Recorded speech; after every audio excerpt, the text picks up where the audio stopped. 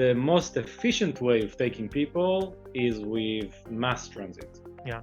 I would even say that the bus system in Tel Aviv is not even efficient enough, even though the buses are full of people. Like you need metro system, you need light rail system to move millions of people in high frequency. It doesn't make sense to put, I don't know, hundreds or thousands or millions of small vehicles that will take 2 people here, 2 people there from your door to door. The problem is that you can, that it sounds good.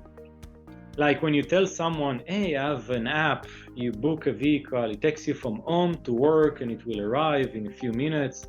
It sounds so much better than going to a bus stop, wait for 10 minutes, go on the bus with many people, maybe standing the entire trip, taking a stop that is far away from my work. Yeah, I prefer to take a door-to-door trip. So it's true, it's better. But it also costs much. Welcome to the Mobility Innovators Podcast. Hello everyone, welcome to another episode of Mobility Innovators Podcast. I'm your host Jaspal Singh. Mobility Innovator Podcasts invite key innovators in the transportation and logistics sector to share their experience and future forecast. In this episode, we'll be discussing the role of planning and scheduling in public transport and building a unicorn in B2G segment. Our today's guest is an amazing entrepreneur. He is currently the CEO of Optibus, one of the fastest growing mobility startup with operation in more than 25 countries and has 12 offices around the world. He started his career with Siemens in the USA, but came back to Israel and worked with Colatri and Microsoft. He started Optibus with one client in 2014 and now working in 2,000 cities across the globe.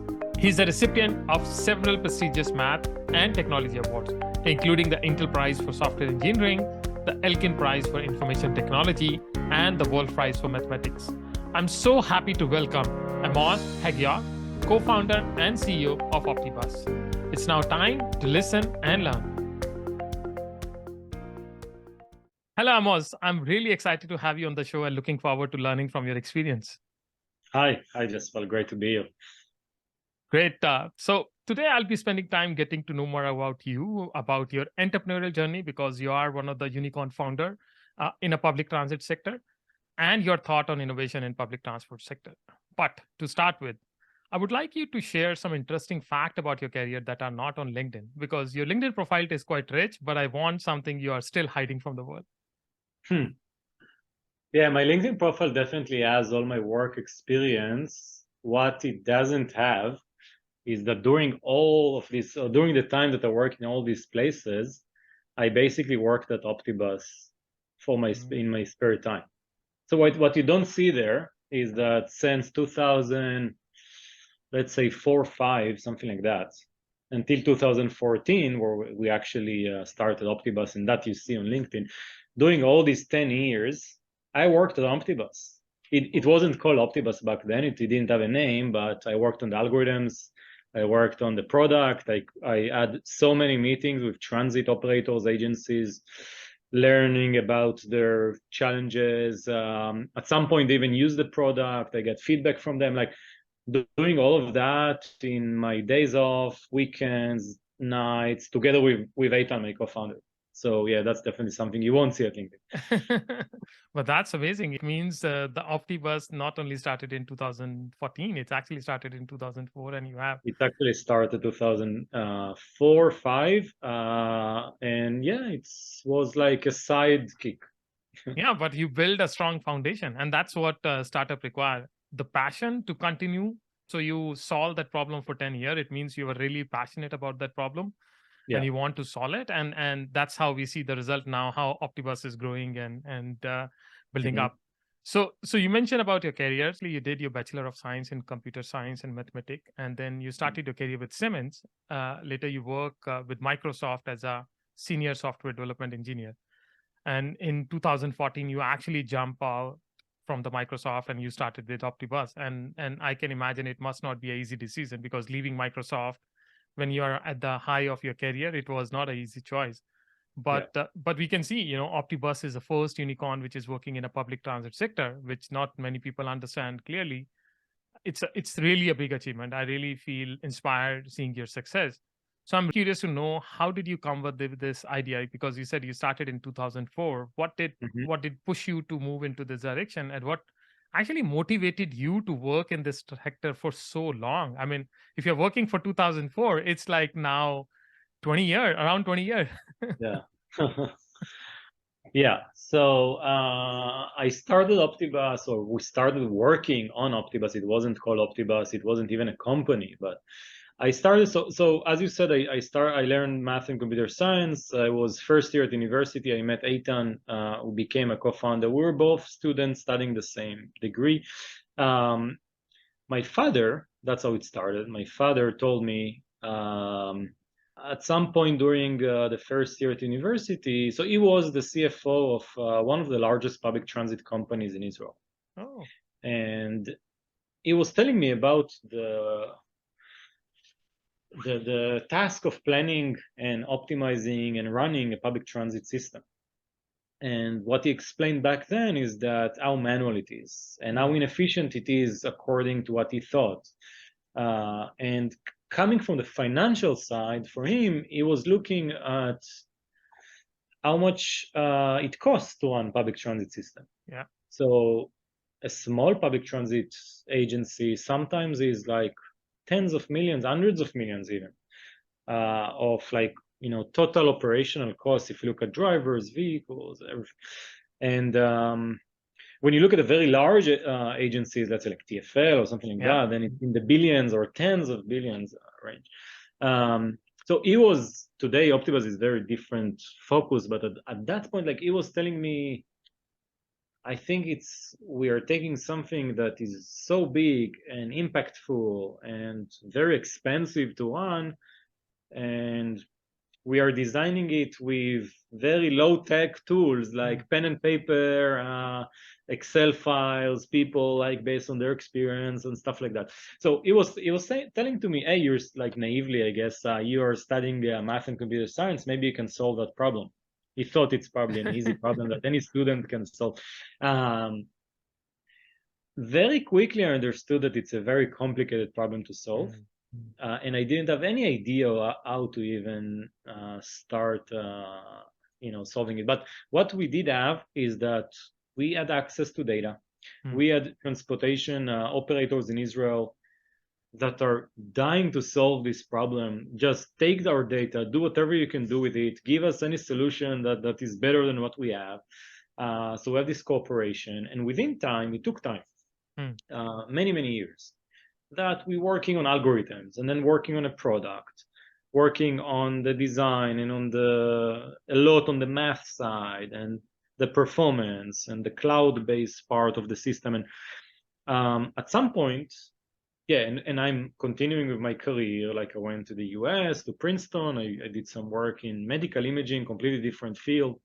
And then I worked at Microsoft. And at Microsoft, I spent a lot of time working on personal assistant, what became Cortana, which is like Siri and Alexa, stuff like that. So basically, during all of that time, we are building Optibus and working with all these transit operators, until we got to a point that we had a good enough solution. Now, when I'm looking at it, it looks like, I don't know how can anyone work with that, with what we had back then, because it was doing something very basic, but it was much better than doing it manually. So it gave them value, and that's how it started. But 2014, like fast forward to that, I think what was the trigger point that got us to do the jump. We understood that it can be something much bigger. Because initially we thought, hey, we're solving a problem of a few transit agencies. Yeah. But then we understood that, hey, it's a global issue. We had the biggest transportation operators, first in Israel, later on in the world, wanting to use this technology. So we thought, hey, if we build something that will solve this problem completely end to end, then it can really make an impact on the entire world. And that's something big. So we had to make the jump of moving, for me personally, moving from Microsoft, Eitan, my co-founder, from another company. But for both of us, it was really hard because we were in a very good place. We were in the peak of our career and working on really interesting technology and stuff. And then coming to work, like on day one, when I moved from Microsoft to Optibus, we work in the basement of my house, just the two of us with no money. We had no investment in the beginning, so it's a lot of risk as well. And we didn't even have money to rent an office. So it took time. We raised money, we grew the company, and then very quickly it grew. Very quickly. No, that's amazing. And I think the best part is that your first client was a CFO of a company, so your father. So as a CFO, that's the hardest person to convince in a business to buy something. So if you can convince a CFO, the whole company will agree. Actually, funny enough, even though we work with the company where my father was a CFO, it wasn't our first customer. Because my father because he was my father, he didn't want to use his relationship with me to influence decision making. So because of that, he was actually doing the opposite. Like he wanted to avoid any interaction and financial. So actually, we had several customers before we got to convince that company to use Optibus. Yeah. Amazing. I think that's a good part. He push you hard to grow outside and then come back and sell. Amazing. Thanks for sharing that, Amos. It's really interesting to learn how this entrepreneurial journey start. And like you mentioned, it's not an easy choice going from a Microsoft suddenly to a basement, no money, no brand. And when people ask you what do you do, so it's hard to tell them. So now you mentioned, when we think about public transit, people just need to think about, like I tell people I work in public transit, so they think about buses, train, drivers, workshops, and all kind of stuff. But nobody think about the back-end system like planning and scheduling, which is very important. But not many people understand that how this whole planning and scheduling work. But planning and scheduling not only help to optimize the operation, but can also help to improve the accessibility, safety. In the night, you can provide better buses where it's need. You can help rider satisfaction to get the bus when it needed. Like I mentioned, in Tel Aviv, I got the bus midnight, right on time. So planning and scheduling help you. So can you share how the role of planning and scheduling function is changing now? Like you're working in this space now for 18 years, how this thing is changing. And I would love to know some success case studies, because you are working with so many clients. So how you see some of those success case study emerge, which actually motivated you to do more and build more into this area? Yeah. So first, let me maybe explain to maybe the people that are listening that are not clear on what is planning, what is scheduling, what is operations, because to me it's everything in public transit. Because what is planning? Planning is what is the system, what are the routes. If you want to design a new route, that's planning. If you want to change a route, that's planning. If you want to decide, hey, this route should go on a Monday on 8 a.m. every 5 minutes, on a 10 a.m. every 7 minutes, that's planning. So almost everything that the passenger sees, planning is not what is the color of the bus, that's not planning. Or who is the driver is not planning, but all the service that you get as a passenger, that's planning. So if you're complaining, hey, why I don't get a route that takes me to work, that's a planning related complaint, right? Why the bus leaves every 30 minutes and not every 15 minutes? That's all planning. Planning is super important. I think planning, and we can talk about the role and so on. Planning is something that used to be very static. So I live in Tel Aviv, and we also the office is in Tel Aviv, and I also grew up here in the city. And I'm using public transit almost from, I guess, when I was probably 10 years old, something like that, and until today, almost every day. And I'm still taking the same bus routes that I took as 10-year-old kid in Tel Aviv. They go the same way, they stop in the same stops. I think they even have the same timetable. And that's in many places in the world. It's very much static. Maybe it changes every few years, maybe every 20 years, maybe every 1 year. but it's definitely not every day or every week. So if you are as a passenger complaining about a certain route, most likely it won't change. It's very hard to make changes, even though there are many changes that make sense, but it's difficult. Why? Because you have lots of constraints. Yeah. So if you want to change a route, you need to allocate drivers. You need to make sure you have enough budget. You need to make sure the union agreement, your compliance with that, and regulation. And so because you are living in such a constrained world, you don't make changes. Not making any changes is the easy way, because then everything just stays the same. Now, what we created with Optibus is a way to, put all the complexity inside the system. We are fine with complexity. Put everything inside, co-regulation, unions, everything. And now let the system make changes as much as you need. Like you can make it much more dynamic. You can make a change every day if you want. So it's become easier to do changes in planning. Now, to explain scheduling quickly, scheduling is also super important. That's actually where Optibus started. It started from scheduling, and then we developed a lot of planning tools. Scheduling is what every driver is doing and what every vehicle is doing. It's taking the network and actually making it real life operation. And as passengers, we are not really aware of scheduling. Planning is definitely, we are aware what is the route, what is timetable, but we don't really think about, hey, this bus is doing this route and then doing that route, and this driver takes a break here. But this is the actual operation. Without that, nothing will work. And scheduling is actually the most complex part and the part that has the most impact on the actual operation and cost. So if you don't solve scheduling right, you can't make any change in planning. You have to do everything. In operations, that's actually something, or on-time performance, something that I think for passenger very clear. Like, and you ask about case studies, so I can talk about that as well in that respect. But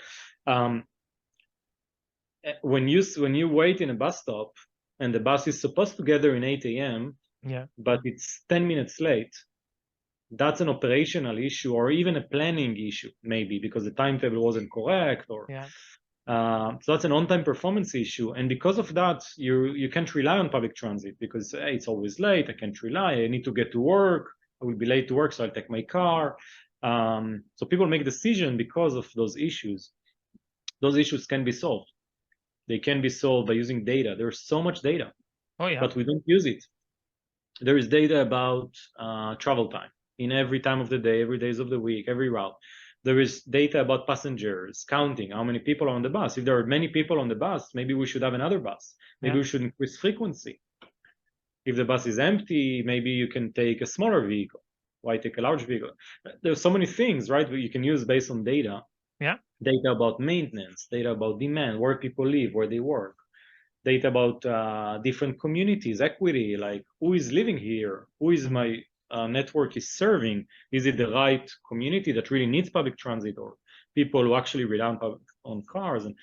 And so there is so much data and so much to do, and that's what I think the opportunity is also big in terms of case studies, because I think, so what we've seen is that most of the world, Optibus is now working all over the world, 2,000 cities. We just announced a few weeks ago.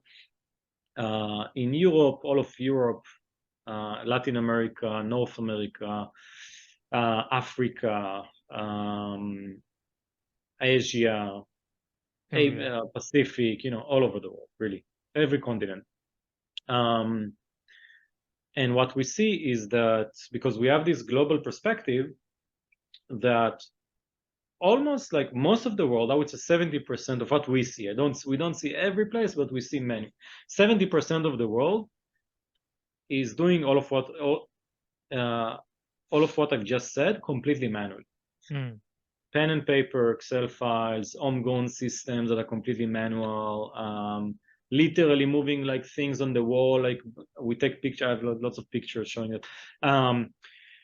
So you move from something manual to something that is state of the art, AI, machine learning, optimization, you get so much value. So we have tons of case studies, so many things. You improve efficiencies by so much, millions and millions in if you measure it by cost. If you measure the on-time performance, 20%, 30% more on-time performance without increasing costs. We have case studies where we took a system that was in relatively low on-time performance, improved it in like 20-30%, which is for the passenger is amazing, life-changing, right? Yeah. It's from moving from a system that you can't rely to moving something very reliable without increasing cost, which is to me almost magical.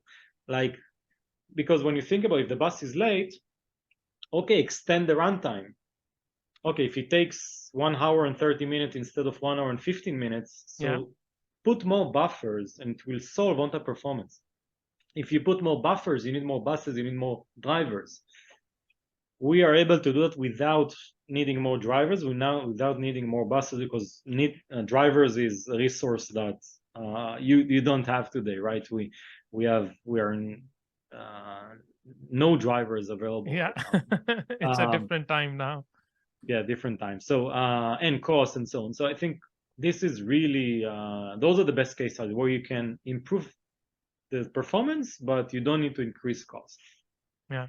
No, I think what you mentioned, that a lot of these timetables are prepared and never change. In fact, I remember I created some timetable when we launched a bus service in Delhi in 2008. And 2022, they are still using those timetable. And I actually use Excel sheet. So it was not manual, but it's close to manual because Excel is as good as manual these days, because I was just putting routes here and there and timing, and they are still using it. So there is no changes. So great to see now.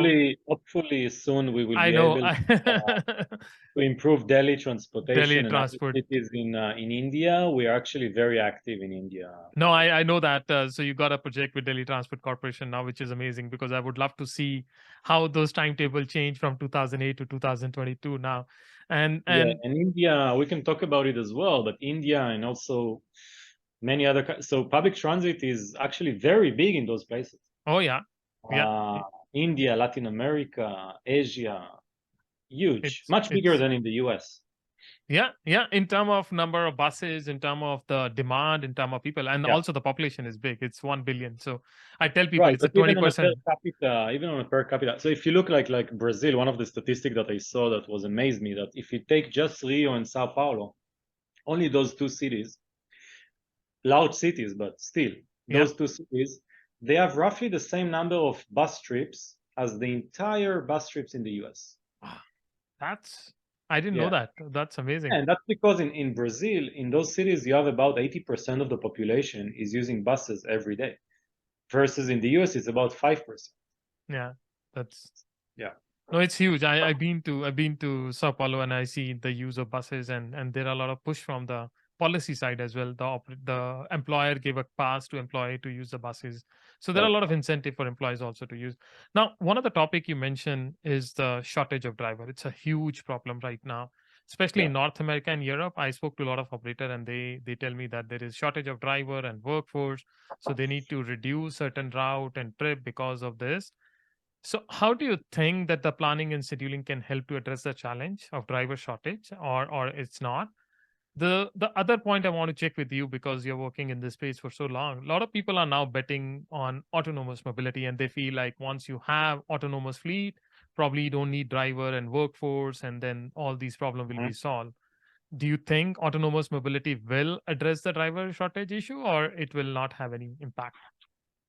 Okay, so first, driver shortage is an issue, and it's a global issue. It's actually very interesting to me that you have the same pain point of shortage of driver in completely different places in the world. Like in the US, in Europe, in Israel, in Singapore, in Australia. Like, how can it be that all of these places are missing drivers? Now, COVID is one reason, but it's not the only reason, because COVID made it, it was becoming much more dangerous to be a bus driver, and many bus drivers decided to go to other jobs. And also there was a lot of layoff during COVID because public transit was completely stopped or less needed. And and because of that now bring back the drivers. That was one issue, but it was also before COVID. Yeah. And we see many drivers moving to other jobs. We can talk a lot about what are the reasons. Pay is one, but there is also other reasons. But so how can Optibus help? Clearly, we can't just increase, let's say, the wages for drivers by using planning systems, or right? That's something that more political and maybe like depends on budget of operators. They can do those type of things. But what we are helping is actually quite a lot in that respect. One is that we've seen that a lot of the retention issues happens because the shifts of driver do not match the lifestyle that drivers are looking. So for example, what was very common in public transit is something called split shifts, where a driver will come working in the morning. So one of the issues in transit is that you have peak in the morning and in the afternoon, because clearly people go to work and go back. So you need a lot of trips in morning, a lot of trips in afternoon. You need less bus trips, let's say 12 p.m. So just because of this natural behavior, you need many drivers in certain time, many drivers in the evening, and you don't need so many drivers in the middle of the day. So how can you solve that problem? One of the ways they solve it is that you bring drivers for, let's say, 4 or 5 hours. You send them home, unpaid, by the way. Yeah. And then you bring them back in afternoon, evening. Which is very, if you think about it, it's a very tough work schedule. Like you go for a few hours, you get back, you go again, you go, right? So what we did is that you're using sophisticated scheduling method and optimization, you're able to reshuffle the shift so that you have way less split shifts. You still have some, but you have less than before. And because of that, you can bring more drivers to take those kind of work. Other things that you can adjust shift to the hours that drivers will prefer working, let's say part-time work or things like that. Yeah. So that's one thing. The second thing is just the total optimization of the system to be able to do the same with less resources. So we had customers coming to us and said, hey, we have 20% less drivers. We need to cancel trips. We need to cancel service, which is the worst thing you can do, because once you start doing that, people use bus less. It's and then you cancel again and vicious. So what they did is that they optimized the entire system to be able to do it with, less 20% less drivers or something. Scheduling planning can be very significant. Also the rostering optimization in solving driver-related issues. Regarding autonomous vehicles, so a few things. I mean, first, I think it's a great technology, and I think it can improve safety, especially for private cars. Public transit is already very safe, even with human drivers. By the way, 20x safer than a private car. If you move for taking a car to taking a bus, you are 20x safer, less likely to be involved in a traffic accident. The best thing you can do if you want to improve your safety, better than taking autonomous car. But it's definitely important for safety. And then it also, in a way, it reduces costs, right? Because you don't need a driver, but that's theory. For taxis, I think it's huge, because a taxi, the driver cost is so significant. But for bus or rail, the thing is that you still need people. It's not like, you need to monitor. And even now you need human assistant, and you also need people to do things that the driver used to do before. Even security related, or cleaning, or different things like fueling and charging. And so you need the people anyway. So if you look at it, it's not clear that it will make a huge cost saving, and it will solve the driver issues. The second thing is that it looks like technology is always getting pushed ahead and ahead and ahead, that it's not clear when it will be ready for mass scale public transit autonomous vehicles. Mm. But I think if we get to that point, then I can envision like much higher frequency vehicles. You can add more trips. You can do things that you couldn't do because the driver, you need to get him back, get back the driver back to the depot, and you can do things that you could have a bus on the road all the time, and so you can imagine like a service that is much better and much more efficient. But I think it will take a long time. It's still far away, and I agree with you. You know, the role of the driver is not just drive the vehicle, but also greet passenger and make them comfortable and make sure there is somebody is there neutral who can protect if something happen or fire incident or any emergency, or he can take bus somewhere else if there is Right. some problem or passenger fighting or something happens. So I agree with you. Either even if you remove driver, we need somebody in the bus. It's not you can leave the bus empty on the road and only Yeah. with passengers. So you need somebody in the. Now, other big changes we are seeing in the industry is the electric bus. We are seeing a lot of push for electrification, and we're seeing a lot of transit agencies are introducing electric buses. One of the key challenge with electric buses is, like you mentioned, in public transport, we already have a lot of constraint like driver, workforce, route, the cost. But with electric bus, there will be new layer of restrictions like battery charge, battery capacity, driver behavior, load factor. So these things also impact a lot of on the bus performance. And then the role of battery state of charge and battery state of health, because battery will degrade over the period of time, and then you will not get the same efficiency what you're getting right now for other buses. So your new bus and the old bus will have a different mileage. Again, I think the role of planning and scheduling will further increase, or it has to be do more now to address these new challenges.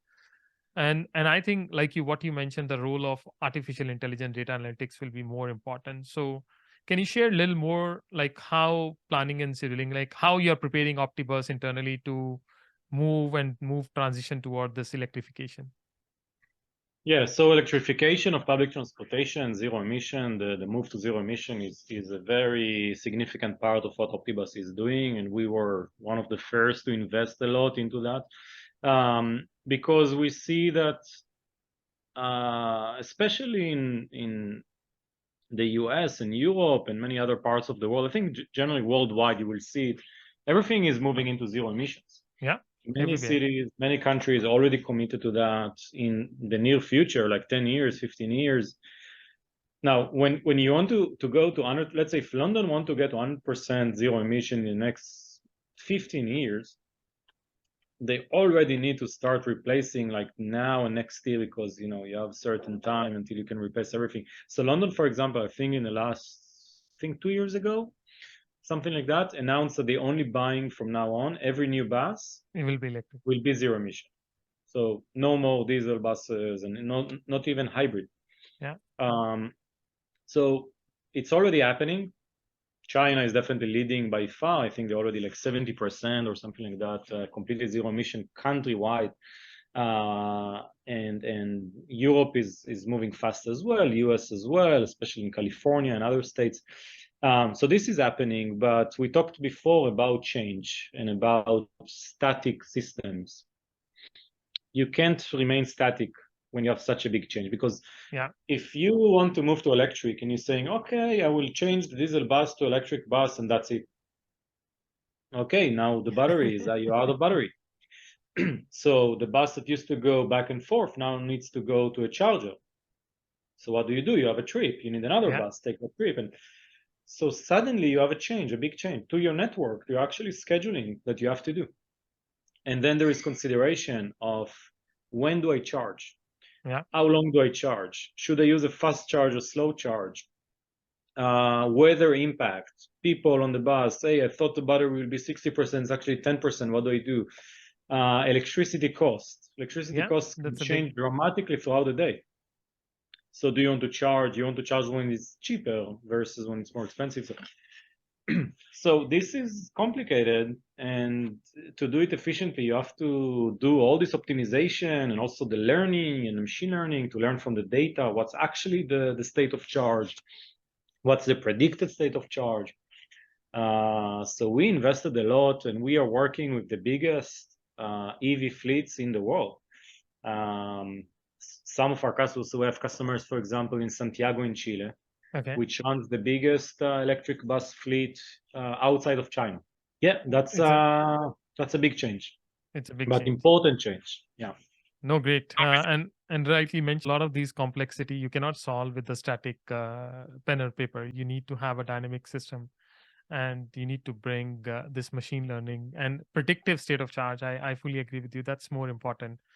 Not just knowing how much battery is left, but how many kilometer you can complete with your battery, with your charge. So that's important. Now, one thing you mentioned about earlier is that you're working with so many clients, and most of these clients are using pen or paper. So there is wide range of these people, and they are implementing the technology for the first time. And it's a big challenge, when you move from pen and paper to technology and suddenly to cloud and AI, which is you never thought about. So what are the challenges faced by transit agencies while implementing these new solutions? Because that's important. They want to understand, can I do it or not? And how do you deal with the issue related to change management? How you convince, how do you train, or do you work with the team? Like, how do you implement these new solutions? Like, I can imagine the work you're doing with DTC, they have nothing, uh, no automated system. So for them, it's like a big shift from pen and paper to AI. Yeah. And most of our customers are in such a position. We have customers that also switch systems, so that's also challenging. In any way, it doesn't matter if they choose from they move from a system, or if they move from pen and paper. They move from something that they used to do the same way in the last 40, 50, 100 years. Yeah. And that's always very difficult. There are many ways, and we actually became better at that over time.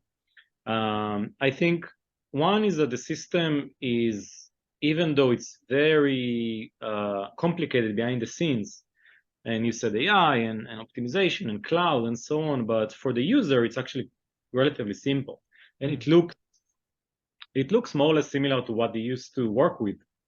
Even pen and paper, it looks similar to kind of the same visualize that they used to, Gantt chart and things like that. But it does everything automatically. So behind the scenes, it's super complicated math and optimization, but for the user, it's clicking a button. Okay.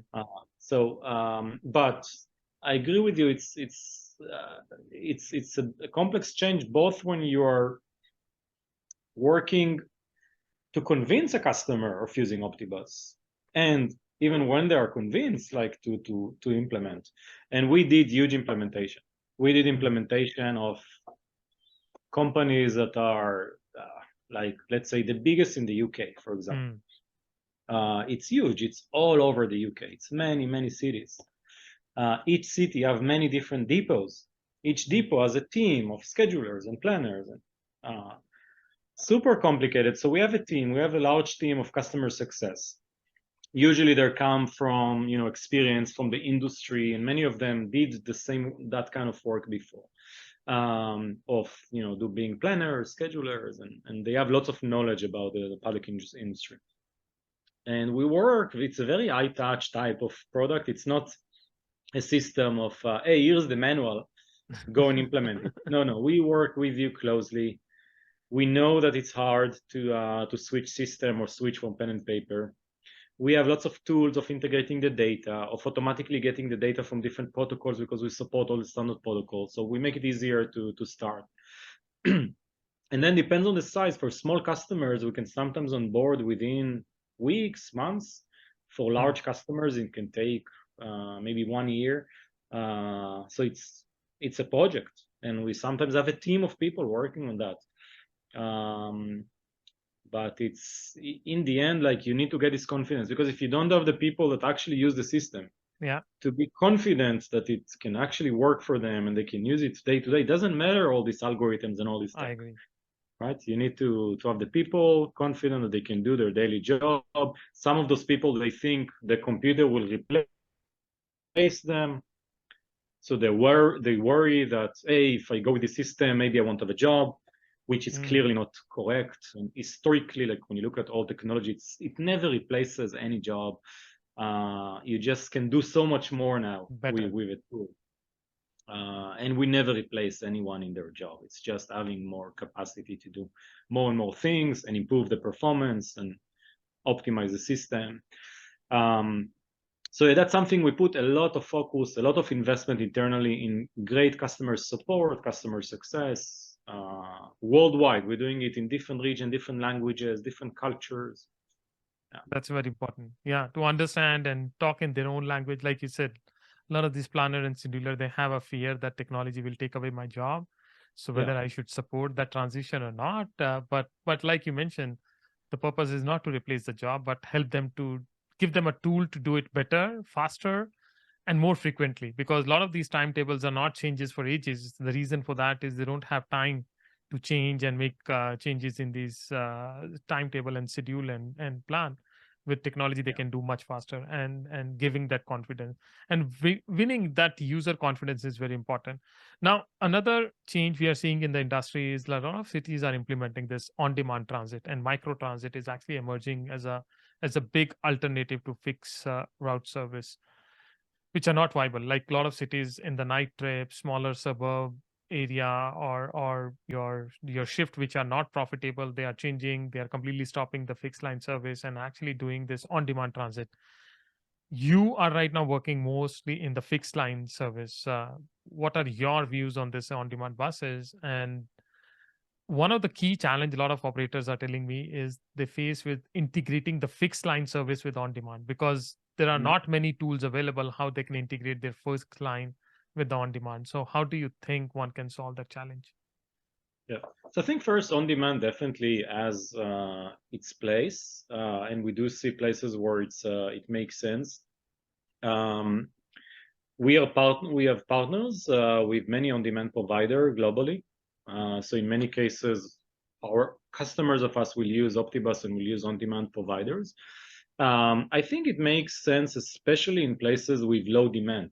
So instead of having a bus go into a certain part of the city, like a neighborhood or something like that, where there are only 2 passengers an hour or something like that, and you need to have very low frequency. So it's not really a good service for passenger when you have every hour you have a trip coming. And it's also quite costly to run that bus that is empty. Yeah. It may make more sense to have a vehicle comes on demand, smaller vehicle. So in some situation you can model it and show that it makes sense.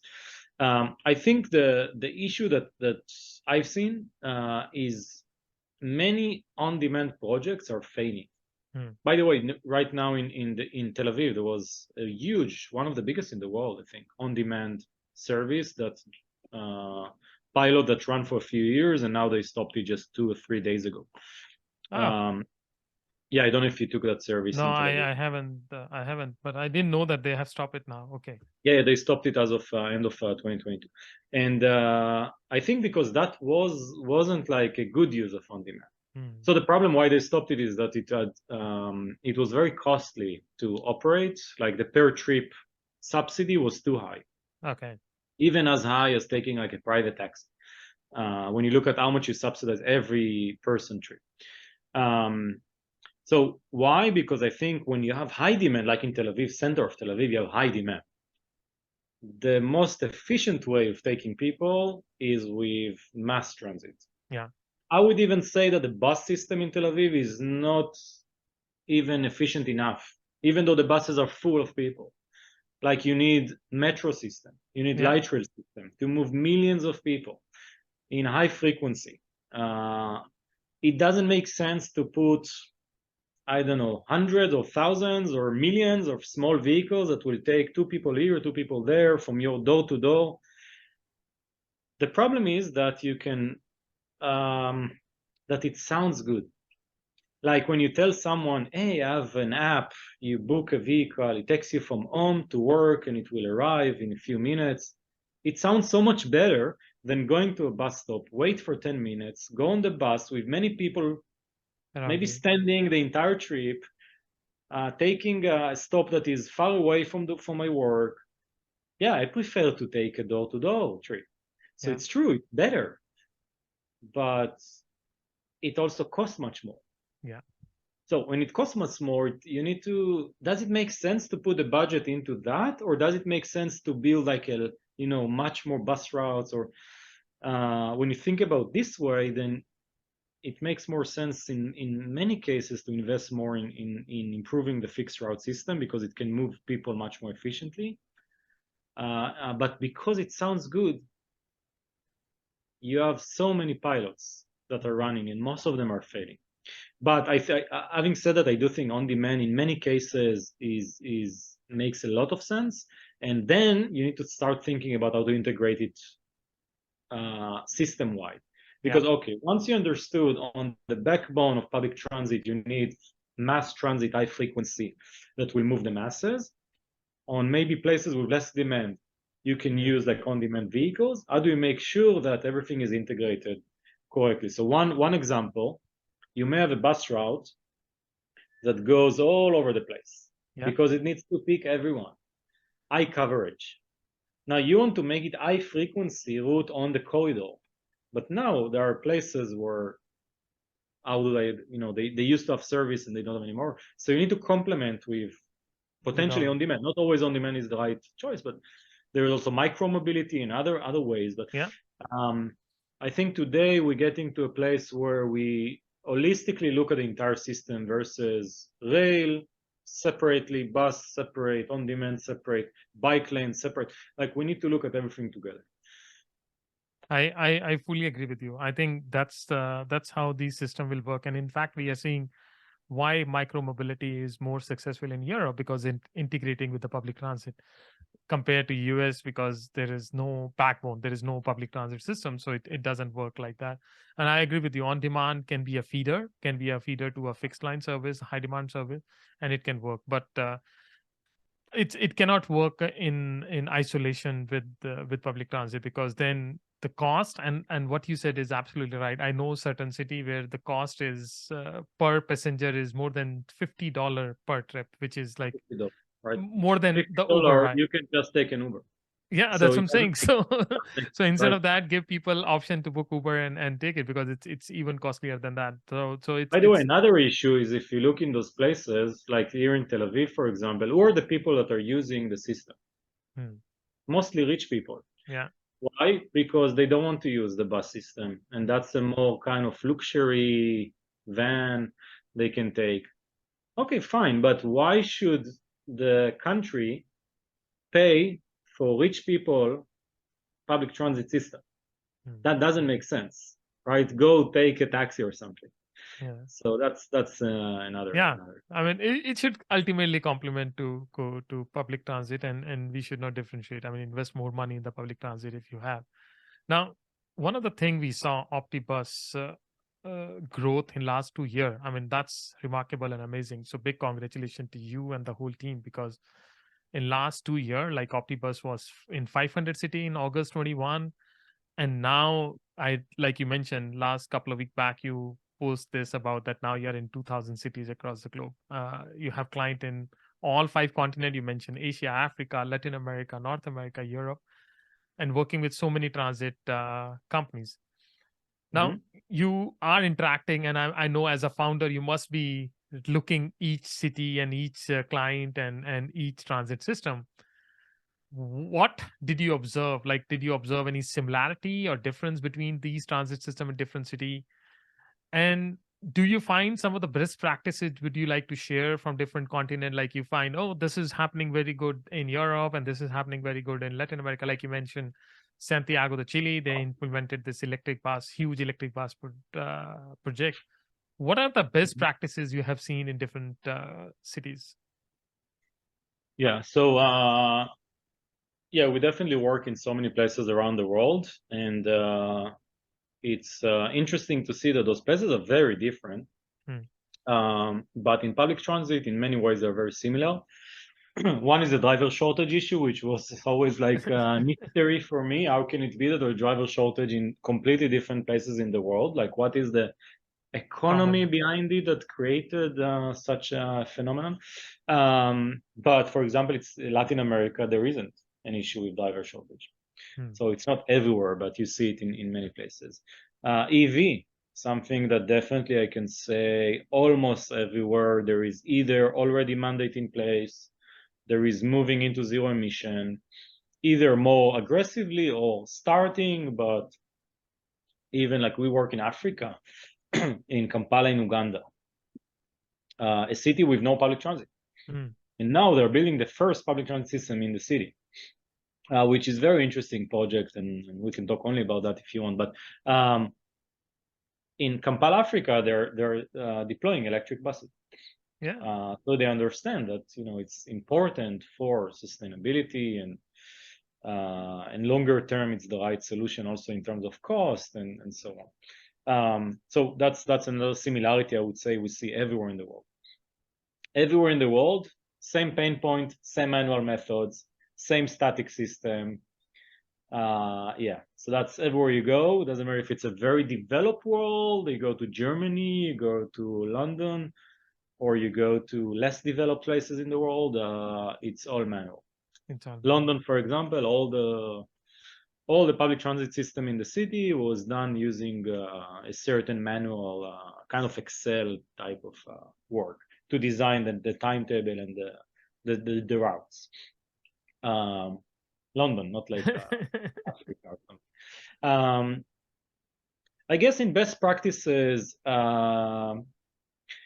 one, in terms of driver shortage, so there are actually many best practices I think we see and we tell our customers. Some of them are very small, some of them are bigger. In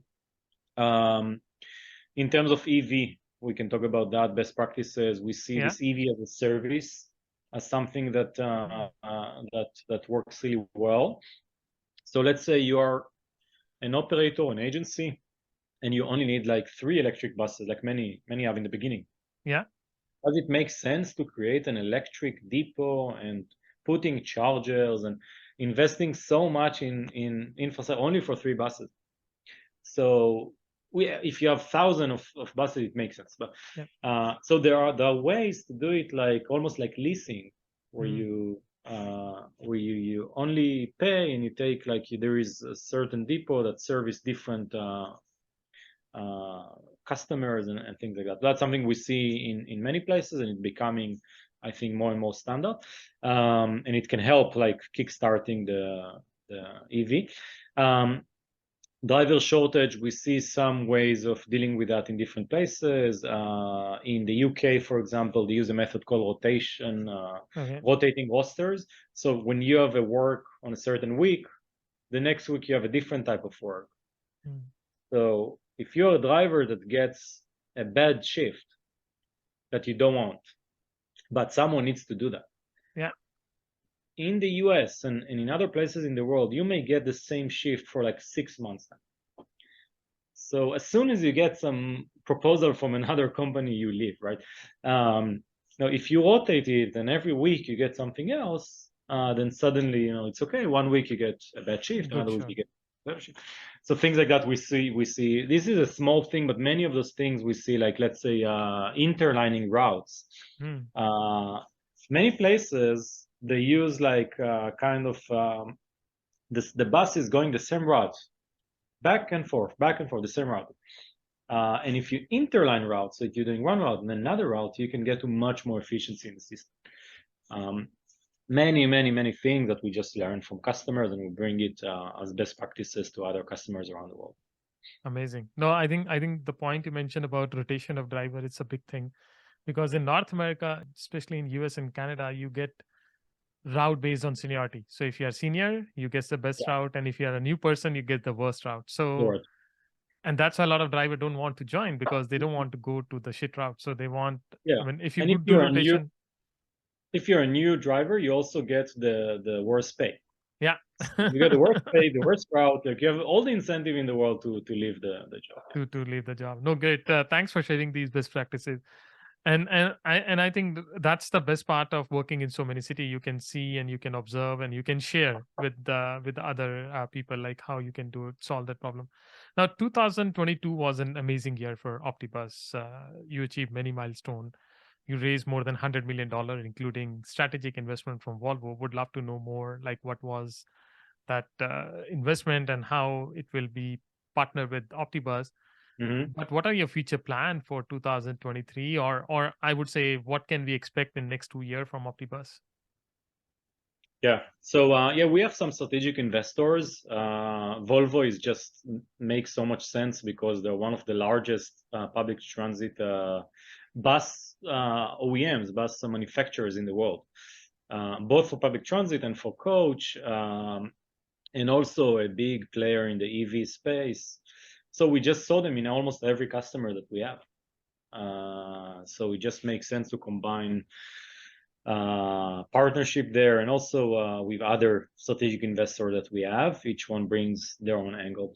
I think in terms of plans, first in terms of the product, we are investing a lot in few areas. One is EV. Okay. There is so much more to do in EV, and we see it. I think the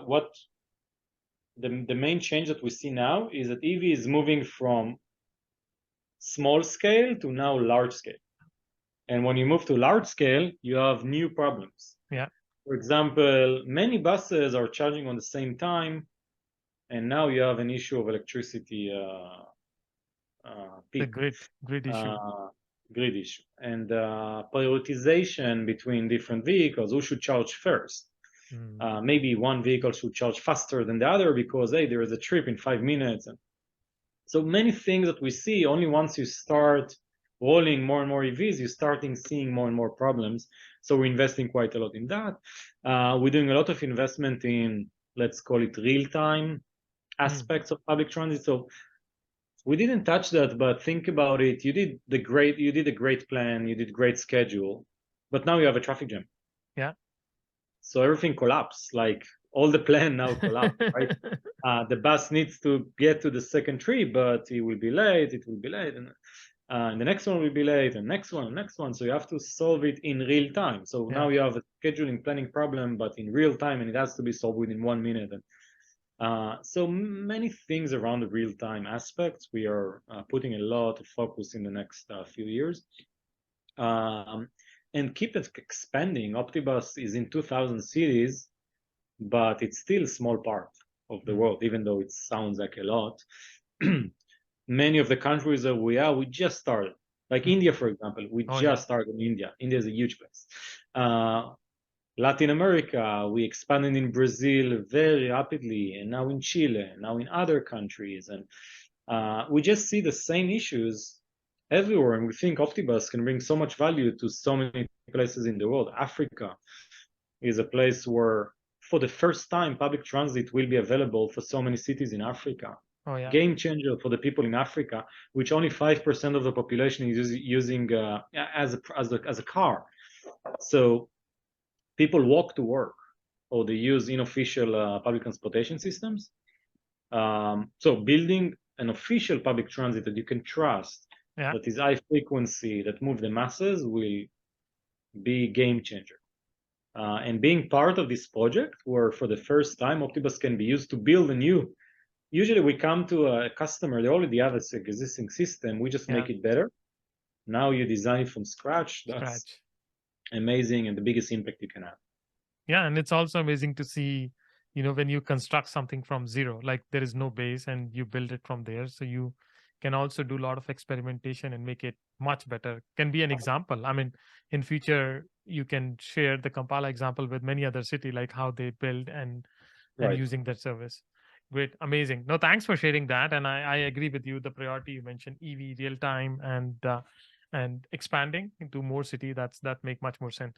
Now, that's a big part, scaling up a startup, because a lot of founder, they launch startup, but many of them fail to scale it up because it's really harder. It's 10 times, or I would say 100 times harder to scale up a company. You started in Tel Aviv, but now I would say Optibus is a global company in more than 25 countries all over the world. Can you share some of the lesson from your entrepreneurial journey? Like, how do you build from like a company from your garage, now a global company in a public transit space? And also, how are you managing a global company while in Tel Aviv? The good part is you are in the central, so you can see both East and West time, but at the same time, it means you're working 24 hours. Yeah, so I'm not managing every person in the company clearly, but yeah, so we have 400 people now working at Optibus in 25 countries. We have 12 offices. Yeah.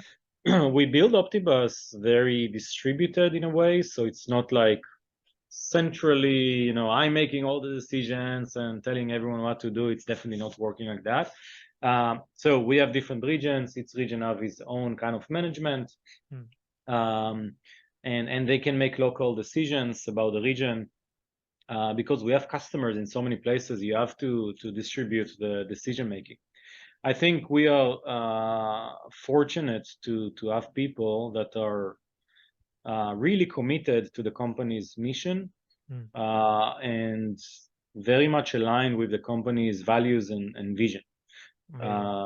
People that are intersection between being a transit nerd, people that know, only take public transit and they know all the routes in their city and things like that, and also advocate for innovation that wants to use technology to make better public transportation. Impact-driven people that deeply care about future of the industry, the society, the planet. A lot of us care deeply about improving sustainability and also care about their colleagues and can help each other to reach their goals. So these are the values that we look when we recruit, and it helps us to build kind of the company culture that transcends countries and regions. So you don't need to, if you hire the right people and make sure they have the same values and culture and mission, you don't need to micromanage them every day.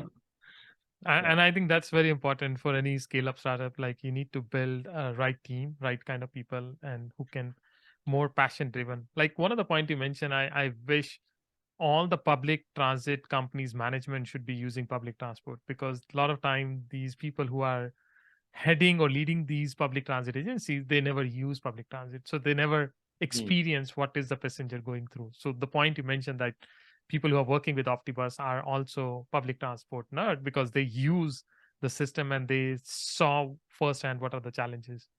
Yeah, and we also make it easier for them because every office that we have is on a transit hub, so you can get by rail, by bus, many buses.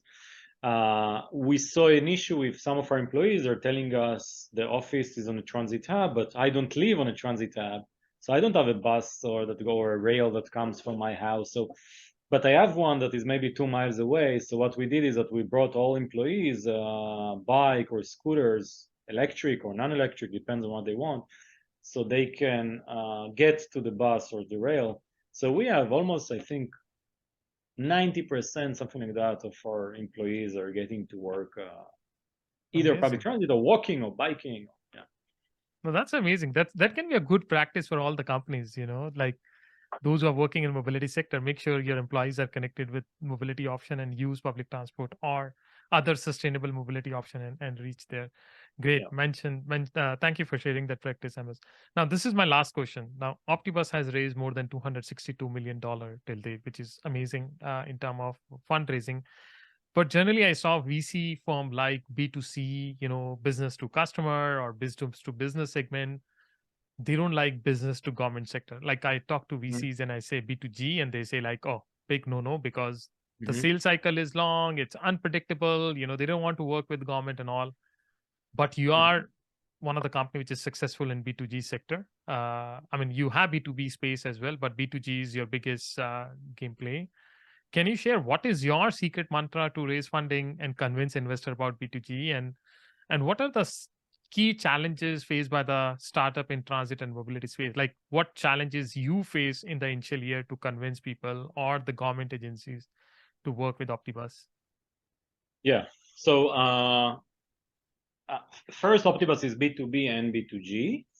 So we do have customers on the B2B space, which really helped us in the beginning because it was much faster to get them on board and sales cycle and things like that. Today, we are definitely focused a lot on B2G. I wouldn't say that VCs are not interested in B2G. There are VCs that definitely, I agree with you, that will not want to focus on B2G, but there are also many VCs that are looking at these type of companies. I think in the end, VCs are investing kind of a very structured way. So they look at the company, they look at the growth of the business. Yeah. They looked at customer retention. So if you're growing the business, but customer leaves and they churn, so that means something. Maybe the product is not good enough, maybe it's not sticky enough, maybe it doesn't give a lot of value, maybe it was too expensive. So they look at the growth, but they also look at the churn. And then they also look at the unit economics because, hey, if I pay my customer to use my system, then obviously they will use it maybe. But I mean, you know what I'm saying? Like it can be not profitable. Like you can sell it. Yeah. Many companies invest a lot in customer acquisition, and then they get unprofitable business. So I think a VC, when it sees a company, it doesn't matter if it's B2G or B2B, the market is large enough. The company is going, and you mentioned 500 cities, 1,000 cities, to the exponentially going. The unit economics make sense. Hey, we are selling a product that gives value. We are charging for that product. People are paying. It's profitable. So, and customers love the product, both of what they're saying, case studies and interviews, but also in reality, they don't churn. They stay with Optibus for many, many, many years. So you can model it and say, okay, I will. This is Optibus today. Optibus in 5 years. It keeps to go exponentially. Yeah. It keeps expanding. It keeps developing the product. Customer love the product, so they will stay. Okay, the company can be very large financially. So then it makes sense as a financial investment. I think that once you build a model this way, it doesn't really matter if it's B2G or B2B or. So you're basically, I understood, is that stick to the basic, like focus on customer stickiness, have low churn rate. It means like whether your customer like your product or not, and have a growth, a strong growth by building, diversified team and bringing right people at the right time, and grow. And then you don't need to worry about anything else because then people will understand what you're doing and how you're growing. No, great. I agree with you. Thanks for sharing that. I mean, sometimes it's hard to understand basic because people look fleshy thing. They forget about basic. So thanks for sharing these basic things. So thank you, Amos. Like we discussed mobility, we discussed this latest technology trend and public transport. Now it's time to learn a little more about you, and to do that we have this rapid fire question round. So generally we ask this quick 5 question to all the guests and ask them to answer them quickly. So whenever you're ready, I'll just start with my first question. Okay, go ahead. Okay, so my first question is, if you were not in technology or public transit sector, what other profession you would have selected? I actually thought at some point when I finished my first degree at university, I wanted to stay and doing a PhD and becoming going more on the research side, on the math, maybe computer science. At some point in my life, I even really loved physics. So I think if it wasn't on the tech side, and maybe I was like a professor in some university or something like that. Oh man, you would be an amazing professor even today. So you should, share your experience with people. No, great thought. Now you have client all over the world, and I'm sure I don't know if you have already visited all of them, like in all the cities, but you must have traveled a lot around the world. So which is your favorite city in the world? Well, depends, I guess. If it's a city, like for city kind of trip, I would probably say London is my favorite. Yeah.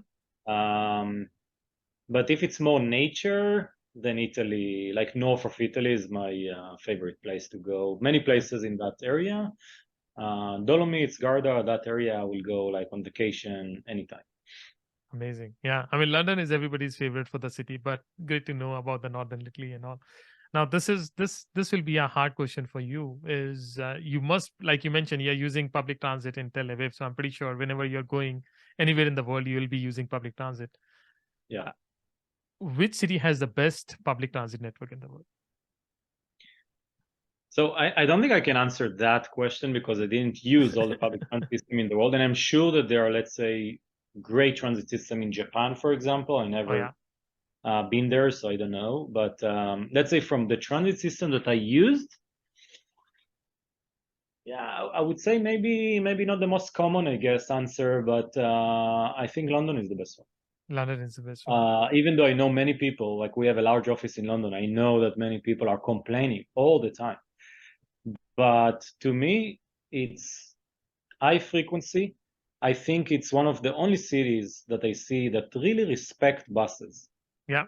By respect buses, I mean buses are for everyone and they look good and they're double deckers and they're designed well and you can see all the city from like it's you want to take a bus. In many other cities, buses are a way that you prefer to take the metro, and I think in London, like I would take the bus if it's almost any time. And I think the second thing is that it's one of the easiest systems for fare collection. Like it's seamless for anyone, especially for tourists. That it's always for a tourist in a new city. You don't know how to use the bus system. How do I pay? Where do I buy tickets? What ticket should I use? In London, it's super easy. Super easy. No, I agree. And I think London is the one where the open loop payment ticketing started. So they did a lot of innovation at TfL. So great. No, I agree with London is one of the best. Now, what one thing do you wish you should have learned early in your career or in your life? I think one thing that I learned at Optibus, I mean, I knew somewhat before, but definitely at Optibus, I became much more aware, is, let's call it sustainability or even global warming. I knew about it, but I guess I didn't pay enough attention. And because people here in Optibus are so passionate about the topic, we do a lot of work internally about both sustainability and also ESG. And I think that's something that if I knew earlier, I would change a bit of the way that I'm my behavior and things that I'm doing differently. Yeah. Great answer. No, I love your answer. That's really a different perspective. Learning about the sustainability thing. It's important. I agree with myself as well. Like I learned it later when I start working in public transit. I wish I'd know this earlier so one can do more thing. Life would be more sustainable. Now, this is my last question. If you can change one thing in life, what would be? One thing in my life. I think I could have started Optibus earlier. Yeah. Yeah, I think so. I think I took a long time to do that, like you saw, like 10 years. 10 years too. Working on it before we start. Like I think we could have been now in 2023 in a place where we're already 5 years from now, and that would be in a completely different place. So we started Optibus a bit late than I wish we could, but again, it's in hindsight. It's all because of confidence. We weren't sure, is it large enough, is it big enough problem to solve? But in hindsight, yeah, we could have started 5 years earlier. Yeah, but I would say you are still at the right place, right time, and doing such an amazing job with so many different cities and trying to improve. So thank you so much, Amos, for your great insight. I really love this conversation and your perspective on different things, and also your passion for the sector. That's like really impressed me. That it's not just a business for you; it's something you are really passionate about, and you want to spend next 20 years or 30 years in this space. Great, thank you so much, Jasper. Thank you for having me on this podcast. Thank you for listening to this podcast. We'll be inviting some other inspiring guests in the coming week. You can subscribe to this podcast online to get the notification for the next episode. If you like this podcast, please don't forget to give us a 5-star rating, as it will help us to spread our message. If you have any feedback or suggestion for this podcast, please do write to us at info@mobility-innovator.com. I look forward to see you next time. Thank you.